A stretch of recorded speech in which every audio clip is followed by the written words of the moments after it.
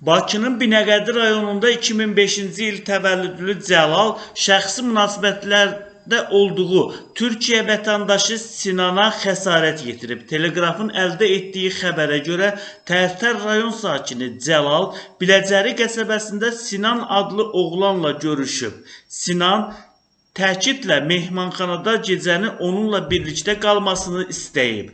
Cəlal buna etiraz edib. Bu zaman Cəlalın atası Vaqif onlara yaxınlaşıb, oğlunun evdə qalmasının vacib olduğunu bildirib, Sinandan oğlundan əl çəkməsini və öz ölkəsinə qayıtmasını tələb edib. Sinan hücum edərək Vaqifi təhqir edib, əl-qol ataraq ona zərbə vurub. Bu səbəbdən Cəlal bıçaqla Sinanın bədəninə zərbələr endirib, ona müxtəlif dərəcəli xəsarətlər yetirib.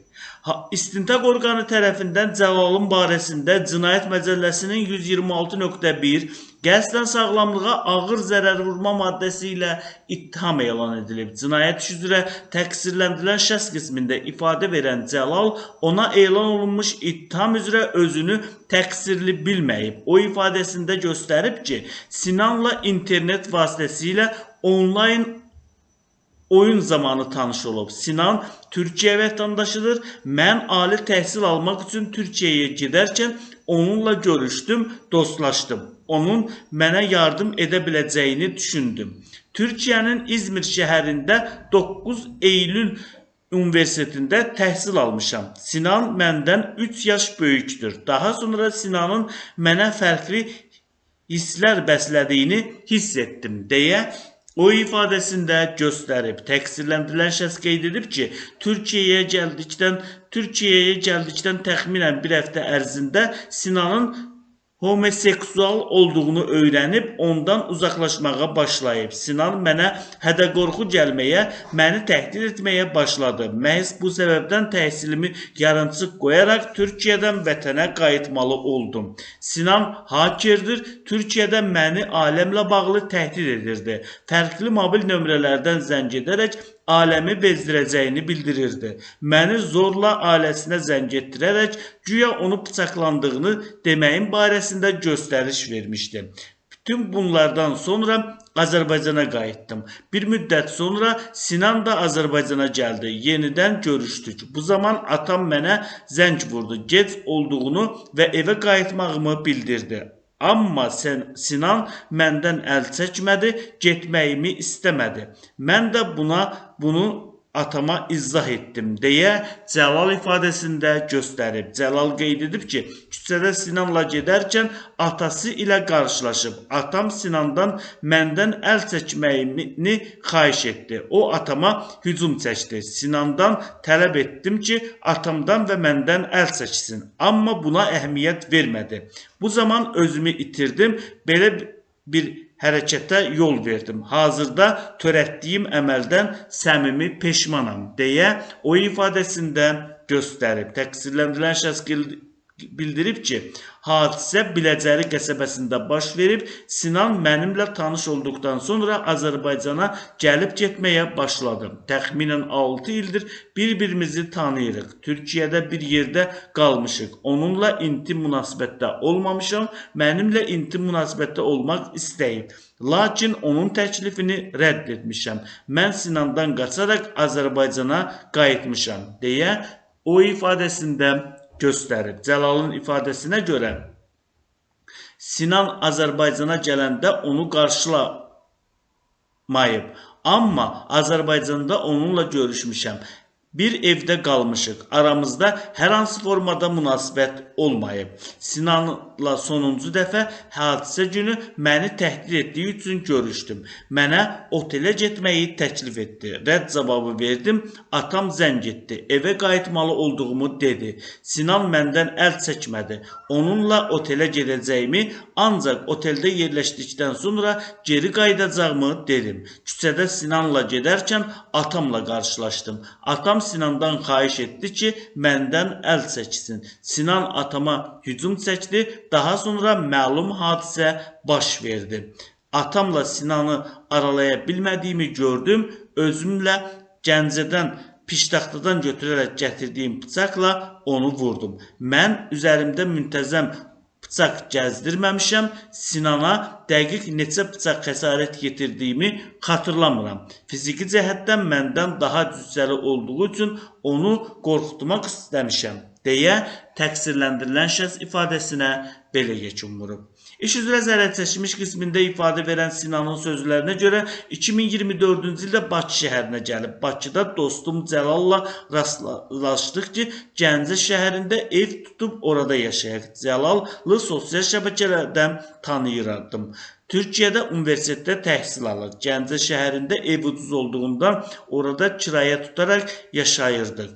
Mən Bakı şəhərində təzə gəldiyim üçün Cəlalla razılaşaraq burada şəhəri gəzmək və istirahət etmək istəyirdim, deyə o ifadəsində göstərib.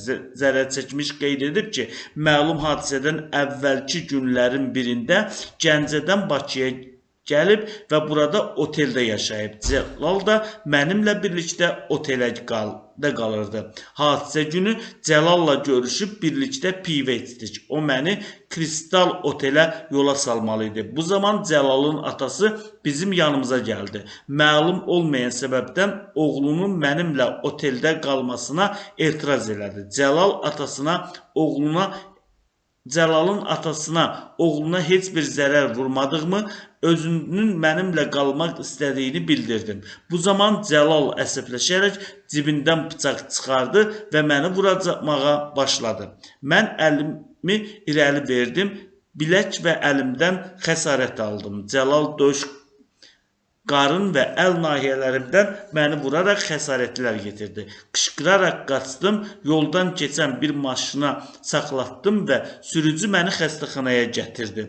Orada həkimlər məni əməliyyat edərək reanimasiya stansiyalar müalicəyə yerləşdirdilər, deyə zərərçəkmiş şəxs ifadəsinə belə yekun vurub. İş üzrə şahid qismində ifadə verən Vaqifin sözlərinə görə 2022-ci ildə oğlu Cəlal Türkiyəyə təhsil almağa göndərib. Mən oğlumla Sinanın tanış olduğunu, onun oğlumu narahat etdiyini öyrəndim. Təhsil qrupunun rəhbəri mənə zəng edərək oğlumu yerləşdirə bilmədiyini, Sinanın onu narahat etdiyini bildirdi. Türkiyəyə gələrək oğlumu aparmağımı istədim.